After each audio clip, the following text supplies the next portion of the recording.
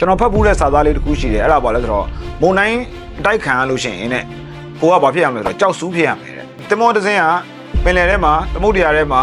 သူ့အနေနဲ့မုံတိုင်းပြီးတယ်ဆိုလို့ရှိရင်လောက်ခတ်နေမှာပဲအခက်အခဲတွေအများကြီးရှိနေမှာပဲအဲ့ဒီအချိန်မှာကိုကကြောက်စူးလိုမျိုးမနဲ့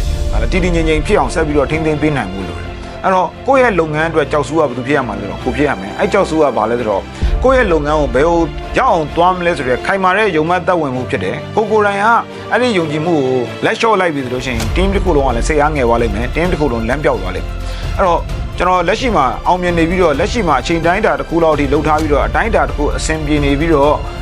ဒီအကြောင်းမျိုးကြောင့်အခက်အခဲကြုံနေရတဲ့လုပ်ငန်းဥဆောင်သူတွေကျွန်တော်ပြောချင်တာကတော့ကိုယ့်ရဲ့လုပ်ငန်းကိုစတင်တော့အချိန်နဲ့အခုချိန်နဲ့ဘယ်ဟာပိုကောင်းလဲအခုချိန်မှာကိုယ်အတိုင်းတာတစ်ခုရောက်ထားပြီးသားဖြစ်နေမယ်ဒါပေမဲ့ကျွန်တော်တို့အားလုံးကဘာလို့မေ့သွားလဲဆိုတော့စတော့ကဘယ်လောက်တောင်အခက်အခဲတွေကြော်ဖြတ်ခဲ့ရလဲစတော့ကမသေးချာမရမှုအောင်များစွာဘယ်လောက်တောင်ကြော်ဖြတ်ခဲ့တယ်လဲအဲ့ဒါတွေကိုကျွန်တော်တို့မေ့သွားတယ်မေ့သွားပြီးတော့အရာအားလုံးတည်ငြိမ်နေဖို့မျှော်လင့်လက်ကြတယ်အရာအားလုံးတည်ငြိမ်ဖို့ဆိုတော့ဖြစ်နိုင်ဘူးငယ်လုံးကပုံစံနဲ့ကျွန်တော်တို့ခက်ခဲတွေရင်ဆိုင်ရတယ်